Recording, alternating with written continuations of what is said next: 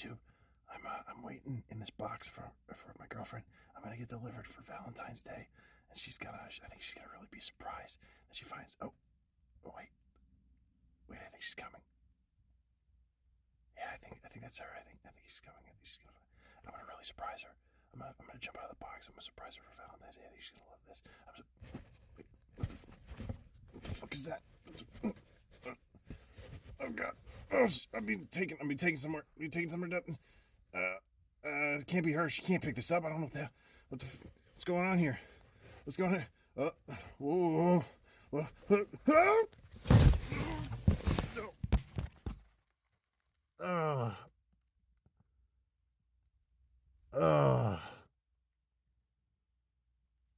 think I'm in the trash.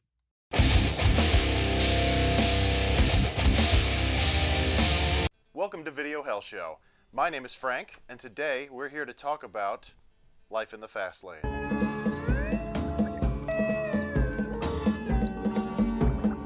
First, as we always do, I'm going to take a look at the box here and see what we have.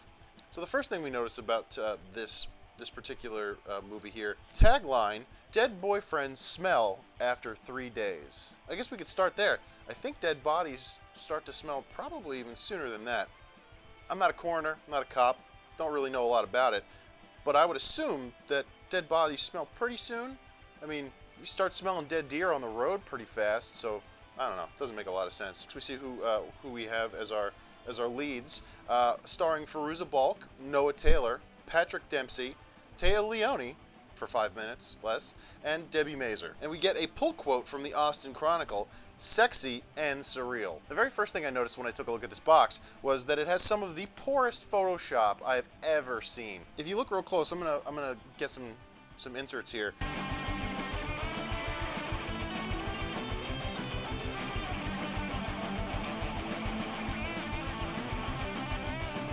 If you take a look real close, Fairuza Balk has a head that's outsized for her body, and definitely that's not her body, but her head is much bigger. Then we have Patrick Dempsey from definitely a different movie. He doesn't look like this in the movie, and it looks as though like he's her boyfriend or something. Not at all. Not in the movie. That's not it. This cover is extremely misleading. Téa Leoni behind her right there, like she's like a best friend or something in the film. Nope. Debi Mazar plays a much larger role. And then we get what I assume would be Jeff, but that's definitely not Noah Taylor, laying here as a corpse off in the side over here. So really, everything that we're seeing on this cover is a lie. Fairuza Balk's head not on her body, next to not Patrick Dempsey in this film, next to also not Téa Leoni in this film, from a different movie for sure. Debi Mazar probably from a different film. None of these characters appear in the movie as they do on the box, except for maybe Fairuza Balk's head. That's pretty much it. So yeah, that's where we're starting off on the front. On the back here, we get a notification that this is a screener copy, which I knew also by the fact that it said throughout the entire film on the bottom that this is a screener copy.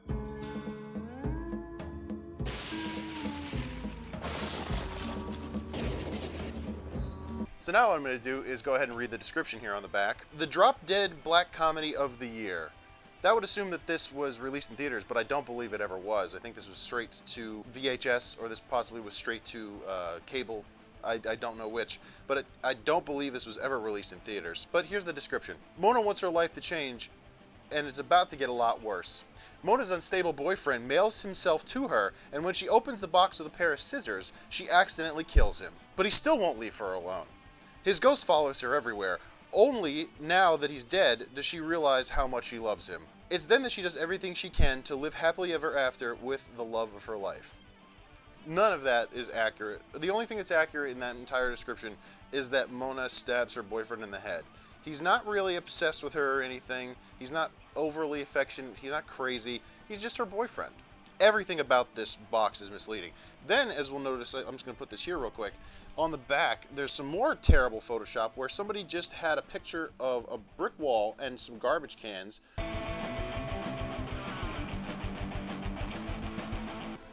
They put the garbage cans in front of the brick wall, put some fake drop shadows under it, and then put Fairuza, definitely not in any context, cut her out, placed her in the alleyway, then placed a clip of Téa Leoni, maybe from this movie, and then a dead body in a blanket on a dolly tied there. None of that ever happens in the film. This is definitely not from the movie. It was never, I don't even think it was a scene they cut. This is all just terrible Photoshop because the body is terribly overlaid. None of the lighting matches. It's all just fucking terrible Photoshop. With some insert shots from the film throughout that were not important or interesting. So this was an Avalanche home entertainment release. This, again, like I said earlier, had never appeared in theaters. Storm Entertainment presents an Eleanor E. Gaver film, Life in the Fast Lane, starring Fairuza Balk, Noah Taylor, Caroline Aaron, Patrick Dempsey, Todd Friedman, Jeffrey Jones, Udo Kier, James LaGrosse, Téa Leoni, and Debi Mazar. And I don't think they mentioned, yeah, they did mention Noah Taylor, okay. Casting by Jane McCarthy, CSA, music by Smokey Hormel and Joey Warkener, costume designer Victoria Farrell, production design by Susan Block, editor Barbara Geiss. Here we go, where's the director? Executive produced by Michael Hauser, Jay Firestone, and Téa Leoni. So Téa Leoni was an executive producer on this film for some reason. And then I guess when she saw what happened on film, she didn't really want to be in it too much, so most of her scenes don't exactly exist. Produced by Terrence Michael, Alan Mindel, Jane Reardon, and written and directed by Eleanor E. Gaver. This was a 1998 copyright Fish Foods, Inc. Approximately 92 minutes. This was a hard one. This is a really hard one. It was a hard one to get through. It was a hard one to watch. It was a difficult movie to sit through for a number of reasons. I go ahead right off the bat and say I recommend watching this movie. I think it is one of the most bizarre experiences I've ever had watching a movie. I was confused throughout almost all of it, especially at the end. But I think after having watched it twice to try to discern exactly what they were trying to do with this, I think I came close. There's so many logical inconsistencies in the film that it really doesn't hold up. It doesn't make any sense. So I think out of my sheer utter confusion and because of all the insane things they chose to put in this movie, I think I'd recommend watching it. But let me start talking about it here. So the very first opening scene we have is we have a fade-in on who we could assume is Mona, aka Fairuza Balk, driving a painting in an open-top car, but we don't get introduced. And then fade up on a fish in a bowl and the title, the opening title. After which we see a bunch of hair wrapped around what looks like an alarm clock, and it is, we find out.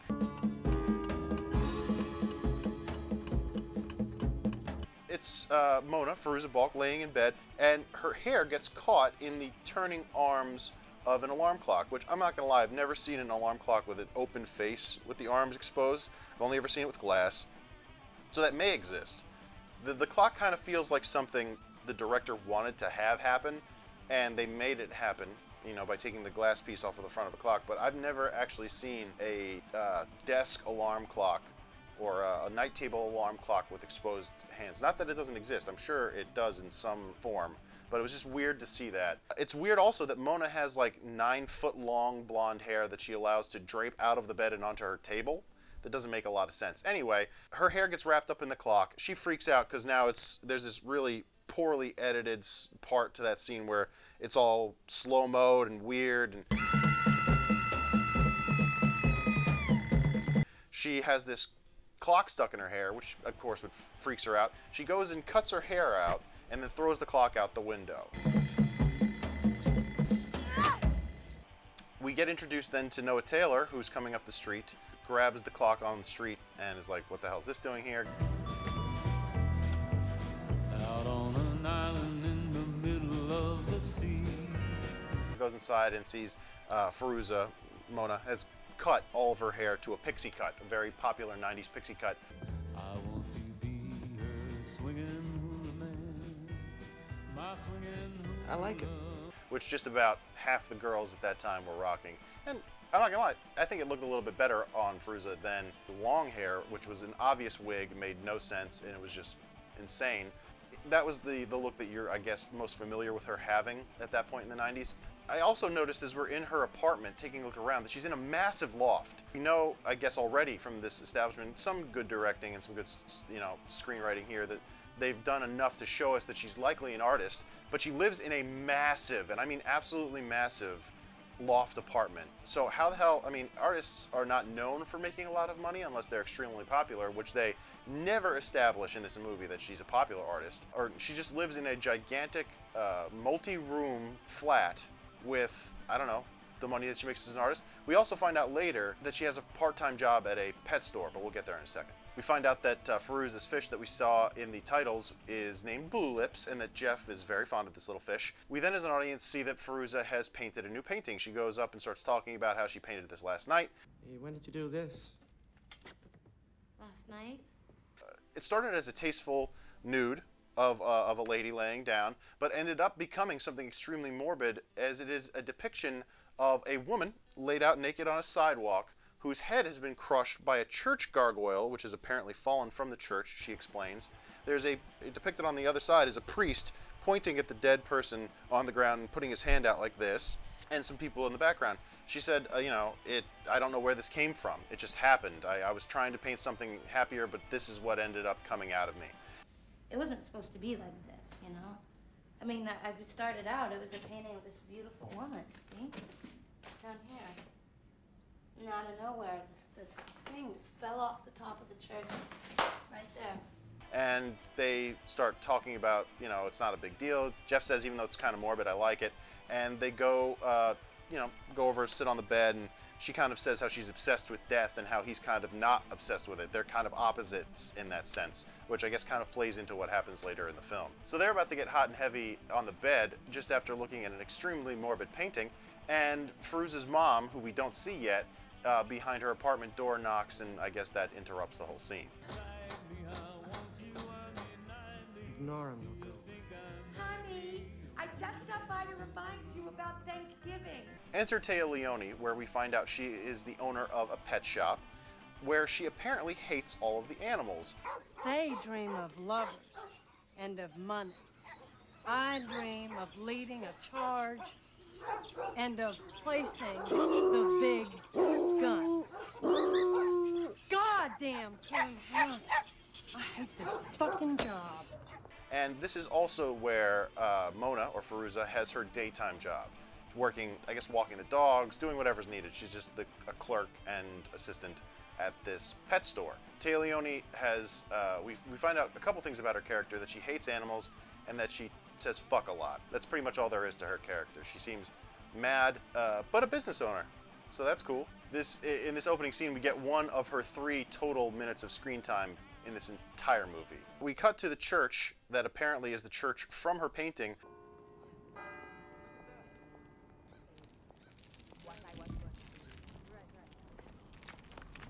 As she begins to walk up to it, we get a shot up at a gargoyle, which is obviously loosely affixed, begins to fall off.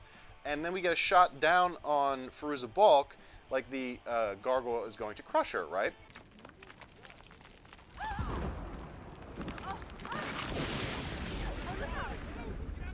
Out of nowhere, another woman, as we're focused on Fairuza, steps into frame.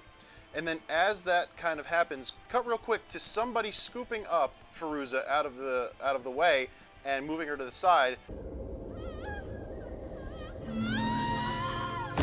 saving her life. After that, we see that this other woman who stepped into frame got hit by the gargoyle. Now we're introduced to Patrick Dempsey,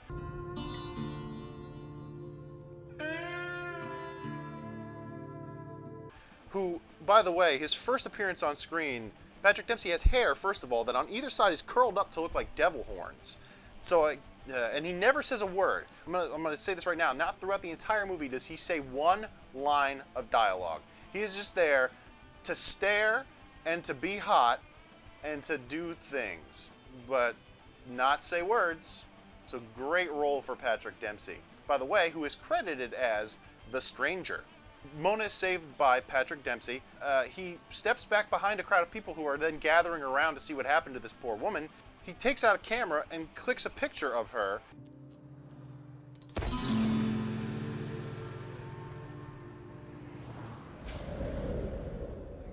And then literally disappears, like into thin air. What the hell was going on there?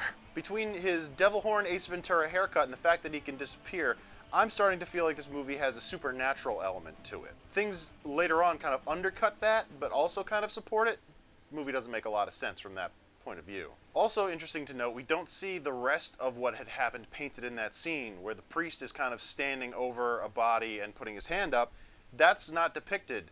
But then we cut directly to, in the next scene, we cut to Mona looking at her painting and notice that they're focused in on the fact that the priest was in the painting, and in that scene, it wasn't there. So there's a disconnect there that the director and the writer were already trying to build in, which you probably already see where this is going if you've watched any movies at all, but let's not get ahead of ourselves. We also see in that painting, as it slowly pans over the body of the woman who got killed, that the person has the exact same hair as Fairuza and a very similar face. Unlike the woman who was just crushed, who was a longer-haired woman with a different color and everything. Now we get introduced to Debi Mazar. Rosie? Don't ask. We fought the whole way. I hate him. I hope he chokes. Who is, I love her. She's great. I think she's really good in everything she's in. She always plays a very similar character, in my opinion. And some of them, I guess, are meant to be a little bit sleazy. But I think she was great in this movie. She played it exactly as you'd expect a movie like this to be played. And I think she did a pretty good job, even though there's some things that her character says that are just out of control. You know, this one time, this guy brought his VCR in to get fixed, you know, and that same night, he was sitting in the movie theater right in front of me. By the way, her character in this movie seems to be about 8.5 months pregnant. I don't know why they chose that. She might have actually been pregnant at the time. It's just part of the character. It never plays into the movie. In the morning, we see Jeff show up, and he starts doing a chalk sketch of Mona while she's sleeping, very much like what Jack does with Rose in Titanic, except creepy because she's sleeping.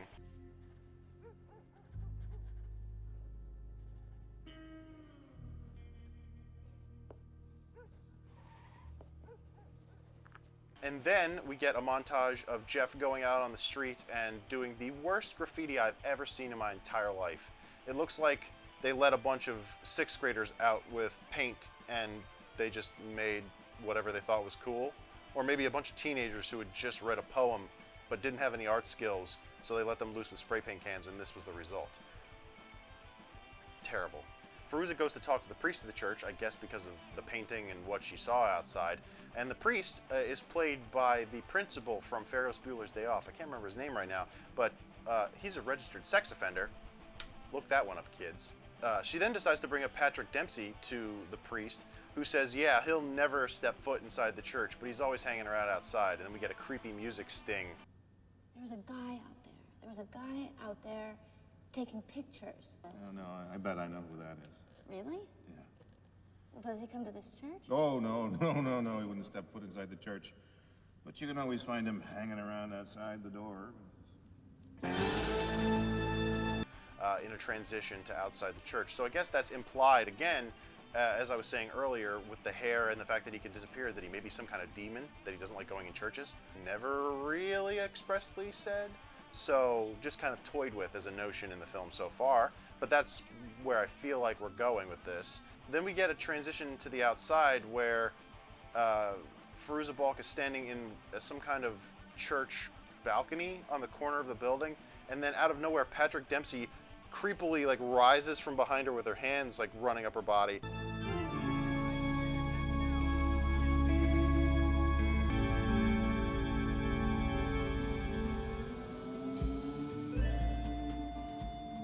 And then they start making out, which we then find out real quick after that is a daydream, and Jeff is standing there like, hey, what are you doing? Hey, Mona. What you doing? After that, I guess they were walking down the street together. We get this stupid little scene where Noah Taylor's eating something, and he's making noises with his mouth, I guess, that annoy Mona. You know you make little noises when you eat? I do? So she's like, why do you make those noises when you eat? I hate that. I hate that noise that you make when you eat. He doesn't even realize it. He goes, oh, well, I guess those are my happy noises. This is my way of saying thanks to the food.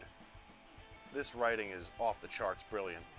We get a scene where Fairuza paints a new painting of her fish in the house, which it has no meaning. It's just so that they could take up some time and play some cool 90s alternative and grunge music.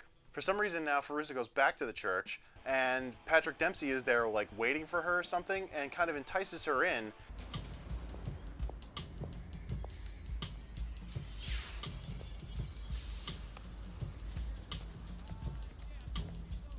And we get a scene where they pretty much go down to the Bone Zone in the back of this church in an alley, but the entire time they're fully clothed, at least Patrick Dempsey's fully clothed, so they're having sex in an alley, but with their clothes on, and then the priest starts hearing this after he's playing his organ in the background. He goes out and starts voyeuring it a little bit and watching what's going on, and then is like, "That's the express train to hell, young lady," rather than being like, "Hey, that's illegal. Could you get off my property for having sex in a church?" Like, this is insanity. I'm not gonna lie, that whole sex scene, if it is even a sex scene, is disturbing in a sense.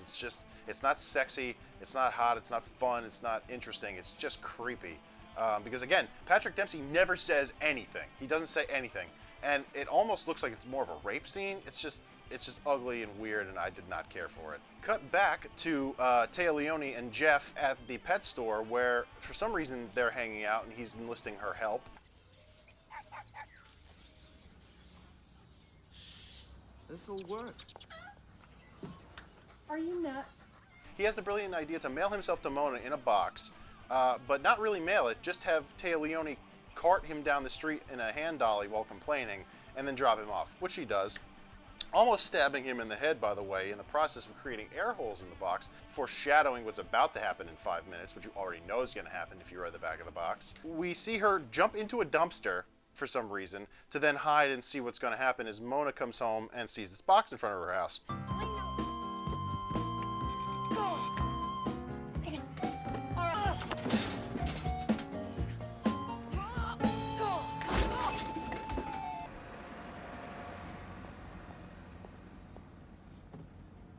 As she's looking at it, wondering how she's going to get it in, literally out of nowhere, Patrick Dempsey shows up, again, not saying a word, and just grabs a box, which we know to contain Jeff.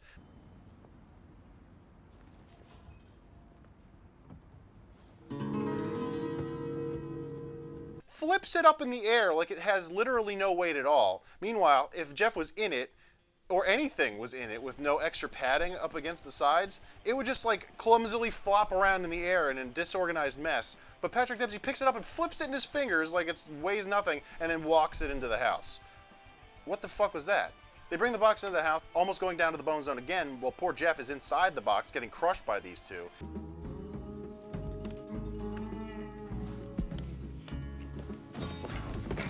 Mona! Even though, at this point, it's not completely clear whether or not Patrick Dempsey is even actually a real person, by the way. He's just appearing and disappearing, and he looks like a demon, and he's always wearing the same clothes. He never changes. So it's almost as if he's a ghost or a demon or not a real person, but he's affecting the real world around him as though he's real, and that makes no sense. It's not logically consistent. So as a viewer, you're wondering what exactly is happening here. Patrick Dempsey then, through just signs and no talking, just through sign language, encourages Mona to open the box and leaves the house. Or just disappears. Mona then decides to open the box, but instead of opening it like a normal person with maybe a box cutter or just ripping it with your hands or, anything like that, like a little bit of a knife cut, takes a pair of scissors and two-handed, like a fucking murderer, goes up like this and stabs into the box.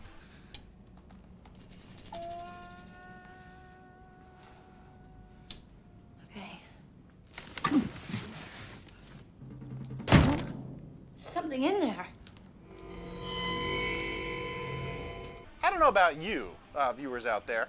I don't think that you've ever opened packages with that level of carelessness for what you just purchased that was inside. Now, obviously, this box showed up out of nowhere, but it's a big box, so something big is in it, which you would assume would take up most of the area inside said large box.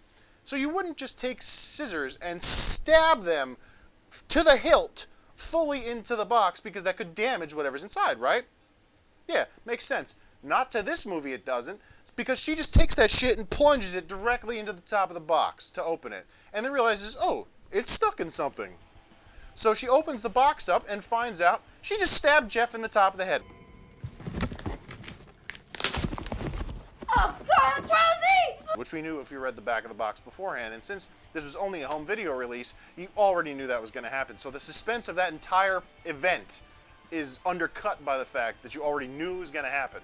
So there's that. So Jeff's head is squirting blood all over the place, and they decide that it would be a good idea to grab a wine cork to plug that up, even though a scissors is like this. It's a line, and you can't just fit a round peg into a square hole. It just wouldn't fit. So like they try to plug up a what is probably like a less than a 1/4 inch wide wound with something that's at least a 1/2 inch in diameter, which would create more damage to the wound. So that, I guess it was supposed to be a comedy beat, and it wasn't funny. It was just stupid. Now we find out that Jeff is a living dead apparition for the rest of the movie. He appears only to Fairuza Balk, and is, in a sense, it's kind of like watching the movie Drop Dead Fred, except this guy did drop dead, and his name is Jeff. Kill my boyfriend. This is bad. This is really bad. I'm not your boyfriend anymore. I don't know. You broke up with me, remember? You're all right. Are you all right, Jeff? Do I look like I'm all right? So Debi Mazar and Fairuza decide to argue about what they're going to do with his body, end up putting it back in the box and putting it in the back of Debi Mazar's truck. They're going to go drop it somewhere, the dump, they don't really say, and then their truck gets carjacked by some random dude that looks like a nowadays hipster. Get out. Oh my God! No! Get out of the car. Okay.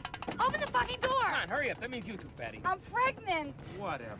Keep moving. The box. Just out of nowhere, and they try to get the box out of the back of the truck, but he won't let them take it. I guess that was supposed to be funny too, but it was just something that happened. So he ends up stealing the truck, along with Jeff's dead body. So then Mona and Debi go to, again, I'm not going to refer to these people by that. I'm going to go back and forth between their real names and the character names. I don't care.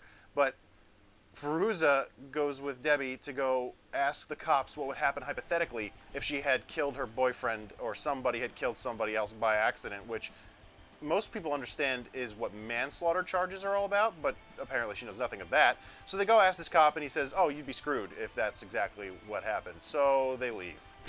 As they're outside the police station, Debi Mazar basically says, you know, I know this is tough that Jeff is dead and everything, and she doesn't say this, but it literally happened only hours ago, the day before, like not even a full day before did she accidentally kill her boyfriend. And Debi Mazar's like, you know, these things happen, you gotta just move on. All right, see you later. And she says just then, you know, this is all crazy and my baby needs a better environment, so see you later.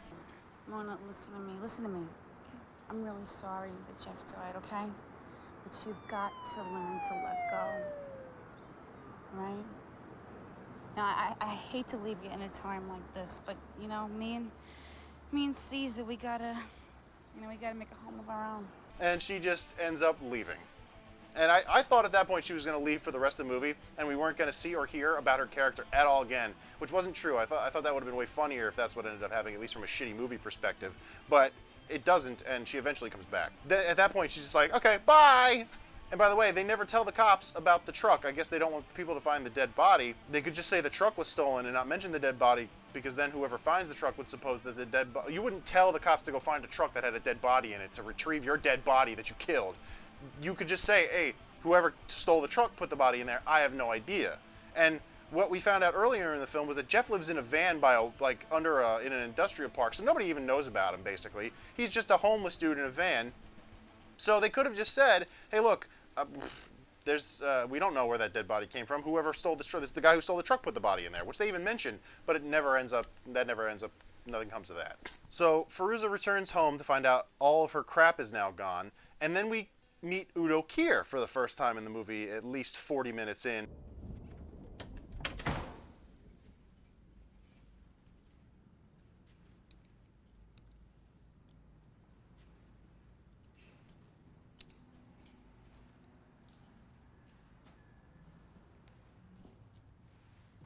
He is introduced wearing an iridescent lime green blazer, which is wild, and we find out that he purchased the apartment apparently from Patrick Dempsey, who cleared out every last thing in the apartment within a few hours' time, because they had left in the morning to find the car and talk to the cops, and she returns back like in the early afternoon, and all of her shit in the entire house is gone.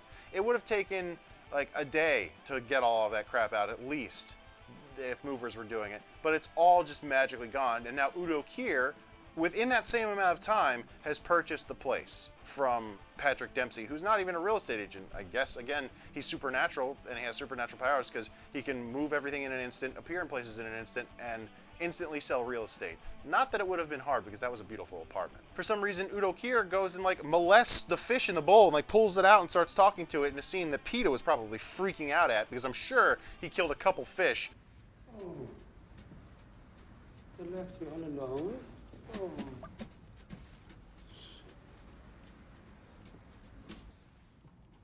Hi, Blue Lips. Mom? Hi. How are you? What do you mean he took all my stuff out of my room? While they were doing takes of that scene, it was absolutely, it was a little chilling, I'm not gonna lie. Like I happen to love animals, so I was just, and I'm not like a PETA person or anything, but that was kind of hard to watch. I don't know why, and I feel like that was an improv moment. It didn't feel like that was something they would have put in the script, so it was just very weird. Then Mona, Fairuza, decides to go to her mom's house and hang out for a bit because her crib is now empty, and then finds out that basically the exact same thing has happened at her mom's house. Patrick Dempsey has apparently showed up off camera and taken everything out of her room, saying that she was told that Mona had said for him to do that. How could you let him steal my childhood? Well, honey, he told me that he was a friend of yours and that you hired him to move all your stuff. I'm sorry. So all of her crap is now gone from this house. At this point in the movie, I'm kind of saying to myself, especially through the second viewing, maybe this is supposed to say what had happened to Fairuza earlier in the movie. You know what I'm saying? We'll get there. We then get what may be the very best scene in the entire movie, where Mona's mom describes decoupage. I never knew you were so into... Decoupage. That's the technical name for it. It's spelled D-E-C-O-U-P-A-G-E.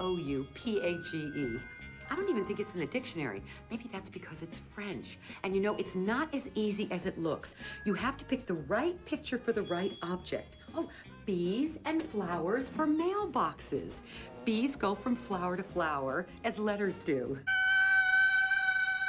It's one of the wildest things I've ever seen. It's almost like in the middle of this movie, there's a fake commercial or infomercial for decoupage. The way they decided to shoot it and the way they edited it together, it was tonally just a complete left turn. It was so weird. I thought it was hilarious. That shit had me laughing for quite a while. And it's still pretty funny. Just the way they decided to put forth the concept, which I guess was very popular at the time, of decoupage.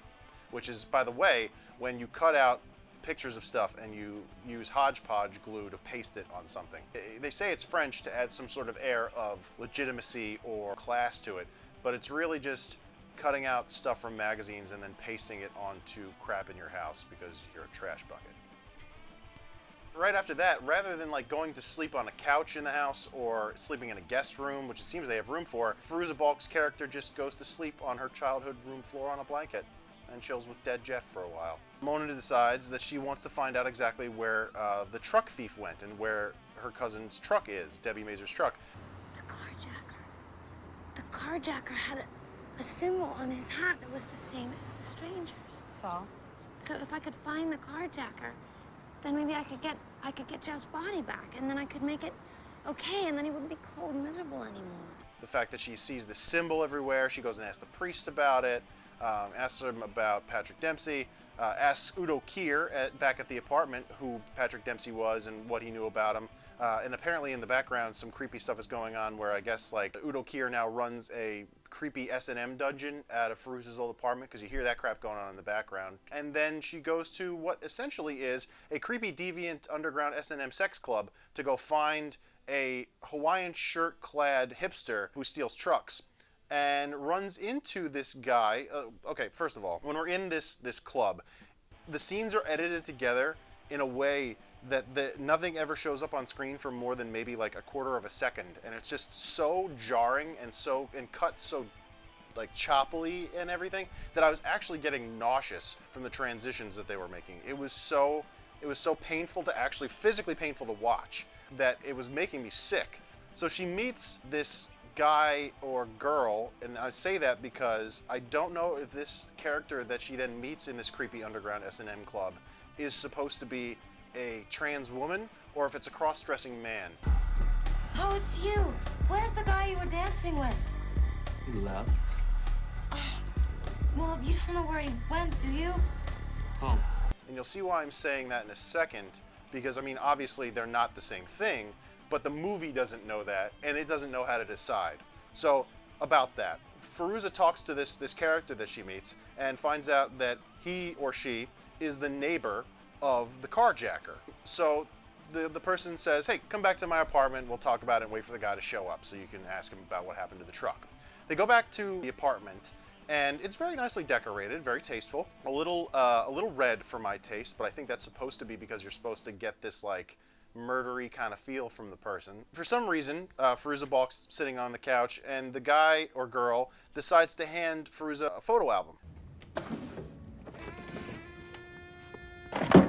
This is definitely me. Take a look.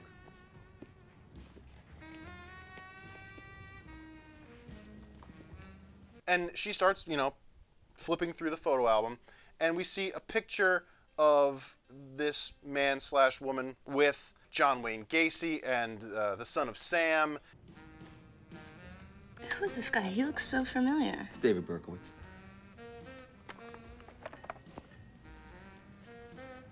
John Wayne Gacy. Ted Bundy, and apparently this character, I don't know their name, sport fucks serial killers. Like, that's what he or she goes on to say. At this point, though, we can assume that she's a trans woman. Because, and again, I don't want to get into the whole differences in sexuality versus how you choose to identify, because they're not the same thing. But again, this movie keeps mixing them up to the point where you don't know where this character's coming from. And again, let me continue. So, we find out that this, what I now assume is a trans woman, likes to try to have sex with serial killers. And then, this trans woman's wife comes home. I'm a dentist. You're a dentist? Oh, shit. Stan, you wearing my robe again? Hey, babe. Hey, I want you to meet Mona. This is my wife, Shirley. Shirley. Nice to meet you. How you doing? This is Jeff. And outs this trans woman as a man, who then we can assume is a cross-dressing man, not a trans woman, who has sex with other men who are serial killers, but also has a wife at home whom he loves. Not that all of that can't be in a person's locus of psyche and personality. It's just so much to cram into such a little space in this movie that you don't know what the fuck is happening. It makes absolutely no sense. And I have no core for who this other character is supposed to be. And it's just fucking maddening. I didn't know what was happening. I was at my head. I at this point in the movie, I had an extreme headache. My head was pounding because I could not, for the life of me, make sense of what was going on. So now, Dead Jeff and Fairuza find the truck thief out back of the building, who we then find out has been employing the gun lighter trope to steal, where they have a gun that's actually a gun lighter to steal things, but it's not really a gun. Really? All right, get up. Taking the car. It's you! Yep, and I finally found you. Yourself that baby might actually believe it. Wait! No! It's not real. No, I couldn't kill anyone either. So many movies use that shit, it's ridiculous. We find out that he's a poet. I'm a poet. He's just a poet. By the way, he's a poet who steals cars, hangs out at deviant S&M sex clubs, and I'm not saying S&M is deviant, by the way, in and of itself. People can do whatever they want in the privacy of their own home. But if you'd seen this club on film, you'd probably say it's somewhat deviant. Anyway, this guy just charms the pants off of her and Dead Jeff by reciting poetry that I guess anyone could memorize. And yeah, that happens. Mona says, take me to wherever the truck is, and he goes to where the poet guy sold the truck to this dude at a junkyard. They go to the junkyard, find that the truck is still there. As they're going to go get it, and it still also has Jeff's body in it, by the way. The whole movie, we're told, also, I think this is important to note at this point because I didn't say it earlier, that Jeff has mentioned to Mona that it's important that she get his body back because he can't pass on to the next realm. He's kind of like in purgatory, and he can't pass on to the next realm until he's buried, which we find out later isn't exactly true, but that's what they've been establishing for this entire movie, so that she has to get his body back now from this truck yard. As she's going over to the truck to get it, cops come in. For some reason. Just out of nowhere. Apropos of nothing, cops come into this junkyard. Also, aren't let in. They just come in, and they go directly to the truck as if they were tipped off. But that's never established that it actually happened. It just happens. So they go directly to the truck. For some reason, then, Mona's character goes to find the priest and asks for help to go to the police station to go inspect Jeff's body. So they go, and she goes into the back coroner's room after whatever, who cares. She makes her way back there. Some stupid movie logic. Looking at Jeff's body, which is obviously just Noah Taylor without any makeup on. He looks like he's still alive. He's been dead for multiple days now, maybe 4 days, and hasn't decomposed, isn't cold blue, isn't gray, isn't anything. He's just what looks like an alive person laying on a table. I guess they ran out of money to put some powdered makeup on him to make him at least look somewhat dead. Nope. Like I said earlier, we don't necessarily have to see him buried. Dead Jeff, the spirit, comes in, he's like, oh, it's okay, everything's good, I'll see you again someday. And he then just literally lays down his spirit into his dead body and then floats up into the ceiling. No. We'll be together again. Please. Wait, Jeff!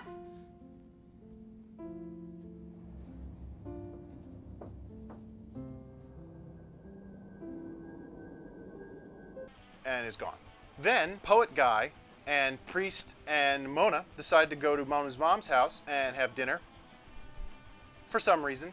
At this point, you feel like the movie should be over. The whole thing has been accomplished. Jeff got to where he's supposed to go. So they're hanging out, eating dinner. There's like sort of a meet cute between Mona's mom and the priest, which, I don't know, at this point in the movie shouldn't happen. It doesn't need to happen, but it does. And then Debi Mazar shows back up, finds the truck thief at the house, but then doesn't so much give a shit about that as she's completely immersed in the fact that this dude is a poet and can recite poetry lines. And then we find out also Debi Mazar is into reciting poetry lines. So they get a meet cute as well, while Fairuza is here left out in the cold. Then she goes and sleeps in dead Jeff's van in the industrial park overnight. Cut directly from that to Fairuza back outside the church and Patrick Dempsey up in that balcony above the church, eating an apple. I guess supposed to be biblical, but it makes no fucking sense in context. You! Look, whoever you are, I want my life back, and I want it back exactly the way it was. And then she screams at him, I just want my life to go back to normal and be the way it was. And since he was the one who saved her, I guess we're supposed to assume that he can do that, which we find out in that very moment he can. He basically snaps his fingers. We go back to a downward angle on Fairuza Balk and an upward shot on that gargoyle falling off the church. As it's falling, and you see the downward shot on Fairuza, that woman who had jumped into the frame earlier in front of her is now only her legs behind her in frame, and she gets scooped up by Patrick Dempsey's legs, basically. You see that happens, and Fairuza is the one then that gets hit by this gargoyle in the head, and we get the full scene where the priest is now pointing down at Fairuza's corpse and, telling people to stop.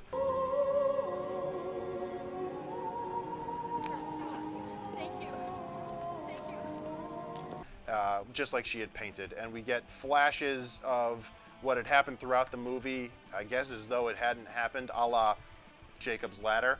That this was all, the whole movie up until that point was kind of just a flash in her mind as she lay there dying from being hit by this gargoyle. And we also, just to make sure that the director, even though this whole movie makes no sense and was confusing, the director wanted to make sure you understood by showing that the painting had a tattoo on the arm. The girl who was dead in the painting had a tattoo on her arm of an upside-down triangle, just like Fairuza has on her arm. But then again, Fairuza painted that painting. She would have known she painted her own tattoo on the corpse on the ground, so she would have known that she painted herself dead on the ground, therefore predicting that she was going to be the one dead, but didn't notice enough that it's almost like somebody else painted the painting through her. It wasn't actually her. It actually starts to give me a headache again because it makes absolutely no sense. So yeah, then we in the background see Patrick Dempsey take the woman who he scooped up and saved this time instead of her and take a picture in the background as the priest is pointing down at Fairuza's dead body. Patrick Dempsey Demon takes a picture of the other woman in the background like he took a picture of Fairuza earlier. Don't know what that's supposed to mean. Cut to clouds and then basically Fairuza in heaven with Jeff in their apartment, the apartment with a floor of clouds, as though this is also supposed to be heaven. Her version of heaven is being in her apartment.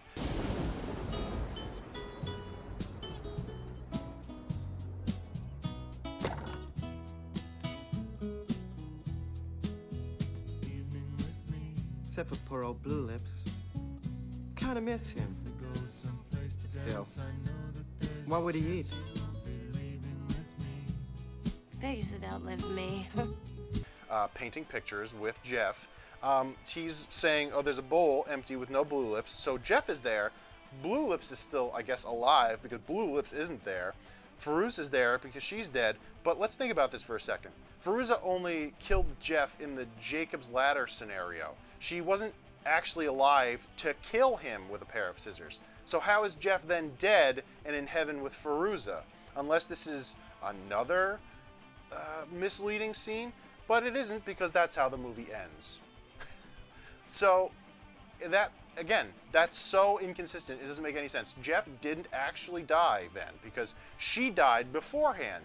Unless that entire timeline where she kills Jeff actually happened, and then demonic Patrick Dempsey was able to make both of those timelines occur concurrently, so that both things are true. She was able to stab Jeff and also be dead, and Jeff is both dead and alive. Makes absolutely no sense. This movie hurts my fucking head. That's what I'll say. Wow. So that was Life in the Fast Lane. I don't really know what else to say about it, man. It's one of the most insane movies I've ever seen. It kind of feels a little bit, and I say that every time, I really feel like I do, and I keep doubling down finding the weirdest movies I could possibly ever hope to watch. It kind of felt a lot like the movie Idle Hands, in a sense. It had a tonality in that same way, but wasn't anywhere near as good as that movie is. I don't know, man. I'd recommend watching this movie only because it's so nuts. Other than that, like, it might actually make you sick in a lot of ways. So if you think you don't like some of what I've talked about here, definitely don't watch it. If you're into watching the craziest shit ever put to film, this is up there. So yeah, that was Life in the Fast Lane. I would say watch it maybe. Anyway, I need to go do something and clean my brain out from this piece of shit. I'll be back soon with something a little different next time. Thank you for watching Video Hell Show. Go out there, give your loved one a hug, stay safe, be well, and I'll see y'all again soon. Later.